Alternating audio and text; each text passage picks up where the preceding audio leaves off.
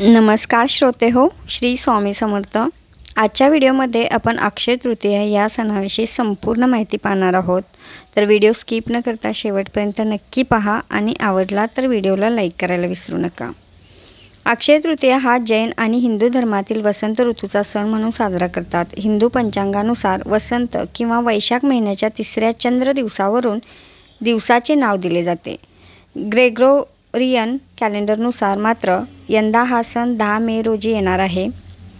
अक्षय तृतीया शुक्रवारी 10 मे 2024 रोजी आहे। अक्षय तृतीयेचा पूजेचा मुहूर्त सकाळी 5:48 ते दुपारी 12:23 पर्यंत आहे। तृतीय तिथीची सुरुवात 10 मे 2024 रोजी सकाळी 4:17 पर्यंत। तृतीय तिथी संपेल 11 मे 2024 ते 2:50 पर्यंत। कालावधी 6 तास 35 मिनिटाचा आहे। हा सण दर्शवणारा शुभ दिवस अख्खातीज म्हणूनही ओळखला जातो।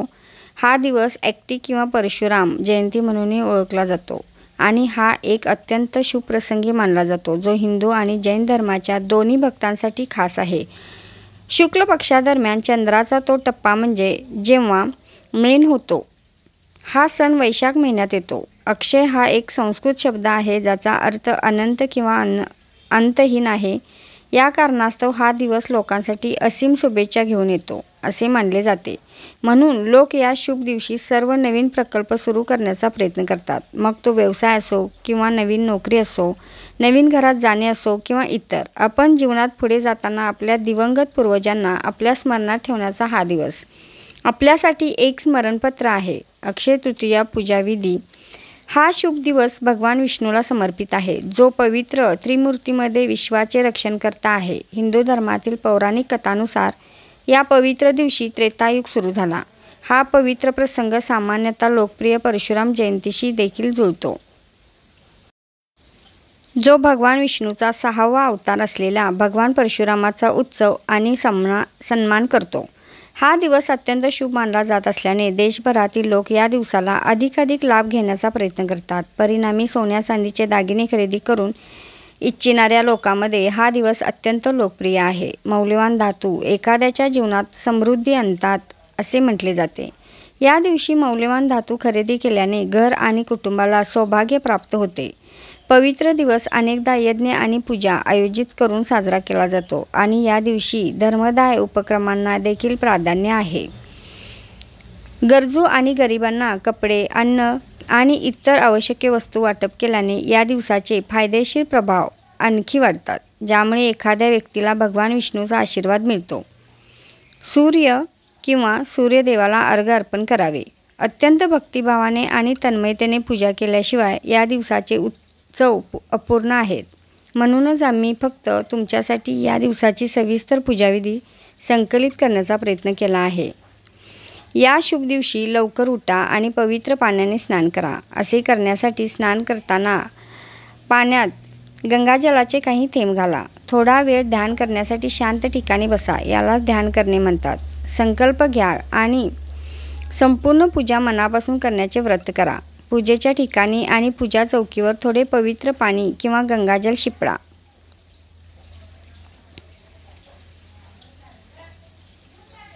पूजेच्या ठिकाणी आणि पूजा चौकीवर थोडे पवित्र पाणी किंवा गंगाजल शिंपडा। चौकीला ताज्या पिवळ्या कपड्याने झाकून त्यावर गणेश, भगवान विष्णू आणि देवी लक्ष्मीची मूर्ती ठेवा। लक्ष्मीची मूर्ती भगवान विष्णूच्या डाव्या बाजूला ठेवावी। चौकीच्या उजवीकडे तुपाचा किंवा तेलाचा दिवा लावावा। सिंदुराने स्वस्तिक बनवताना कलश घेऊन त्यावर हळद लावावी। कलश पानाने भरा, त्यात कुमकुम आणि हळद घाला।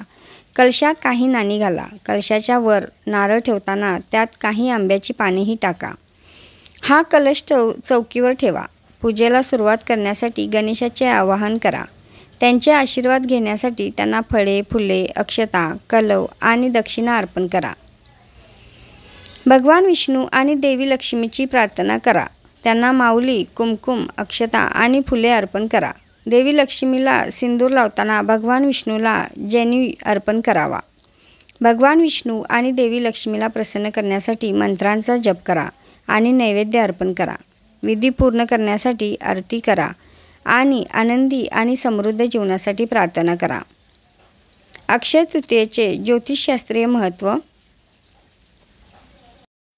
अनेक शुभ लाभामुळे हा दिवस जादुई मानला जातो. त्यामुळे आता आपण या दिवसाचे ज्योतिषशास्त्रीय महत्त्व पाहूया. ज्या दिवशी सूर्य मेष राशीत प्रवेश करतो त्या दिवशी अख्खा तीज 2024 साजरी केली जाते. वृषभ राशीच्या घरात चंद्राचे स्थान असताना देखील हीच वेळ आहे. हा दिवस वैशाख महिन्यातील शुक्ल पक्षातील तृतीय आहे. या काळात सूर्य आणि चंद्र दोन्ही सर्वात तेजस्वी असतात असे मानले जाते. तथापि याचा अर्थ असा नाही की ते या दिवशी सर्वात जास्त प्रकाश उत्सर्जित करतात. त्याऐवजी याचा अर्थ असा आहे की या खगोलीय पिंडीची स्थिती अशी आहे की पृथ्वीच्या पृष्ठभागावर जास्तीत जास्त प्रकाश पोहोचतो. म्हणूनच या काळात त्यांची प्रतिष्ठा सर्वोच्च असते. हा काळ अत्यंत शुभ आहे. नशिबाला सर्वोच्च असे म्हणतात आणि म्हणूनच या दिवशी प्रकल्प सुरू करण्यासाठी भाग्यवान मुहूर्त शोधण्याची गरज नाही.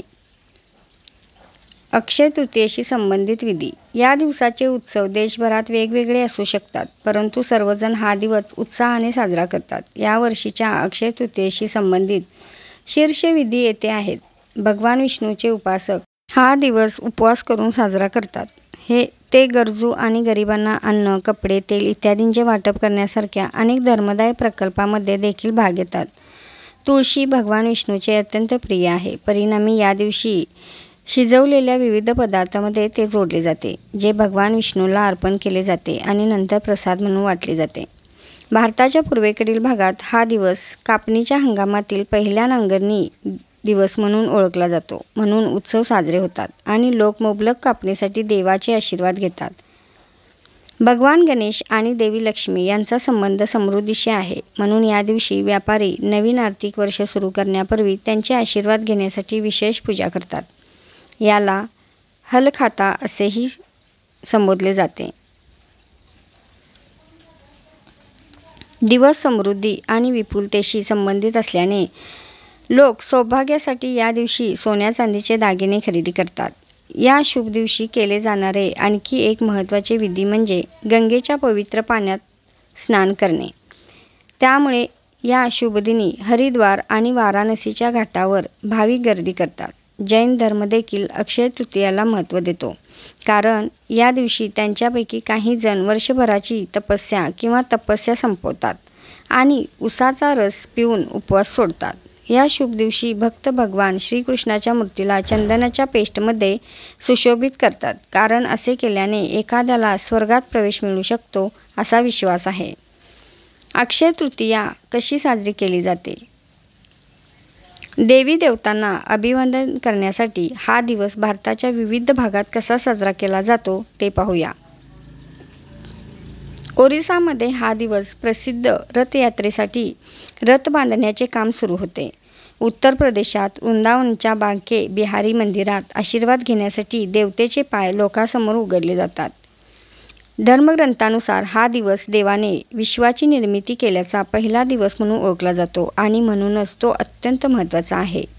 महाराष्ट्रात महिला सुखी वैवाहिक जीवनासाठी प्रार्थना करण्यासाठी हळदी आणि कुमकुमची देवाणघेवाण करतात, जे वैवाहिक आनंदाचे चिन्ह आहेत.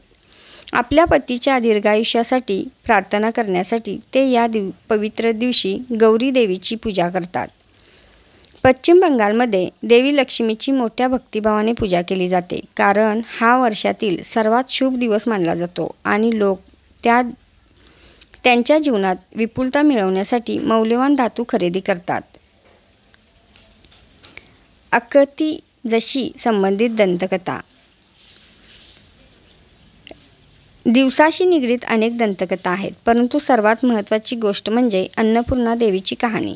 धर्मग्रंथानुसार अन्नपूर्णा ही देवी पार्वतीचा अवतार होती आणि तिने अक्षय तृतीयाच्या आनंद दिवशी भुकेल्यांना भरपूर अन्नाचा वर्षाव करण्यासाठी जन्म घेतला. पौराणिक कथेनुसार भगवान शिव भिकाऱ्याच्या वेशात अन्नपूर्णेला भेट देऊन अन्न मागतात. विश्वाच्या परमेश्वराला अन्नासाठी भीक मागण्याची गरज का पडली असा प्रश्न कोणी विचारू शकतो. अन्नासाठी भीक मागण्याच्या त्यांच्या कृतीला परमात्म्याने जगाला स्मरण करून देण्यासाठी प्रोत्साहित केले की गरीब आणि गरजूंना अन्न द्यावे, कारण देव त्यांच्या प्रत्येक निर्मितीमध्ये राहतो आणि म्हणून ज्याला आपल्या मदतीची गरज आहे त्याला आपण कधीही दूर करू नये. म्हणून या कथेनुसार या शुभ दिवशी देवीने स्वतः भगवान शिवाशिवाय इतर कोणालाही भोजन दिले नाही. हा दिवस साजरा करण्याचे अनेक फायदे आहेत आणि म्हणून एखाद्याने आपल्या जीवनात अधिक विपुलता आकर्षित करण्यासाठी समाजाला परत देऊन या भाग्यवान कालावधीचा जास्तीत जास्त फायदा करून घेतला पाहिजे. तर आजचा व्हिडिओ तुम्हाला कसा वाटला ते कमेंटमध्ये नक्की सांगा आणि व्हिडिओ आवडला तर व्हिडिओला लाईक करा आणि चॅनेलवर जर नवीन असाल तर चॅनेलला सबस्क्राईब करा. धन्यवाद.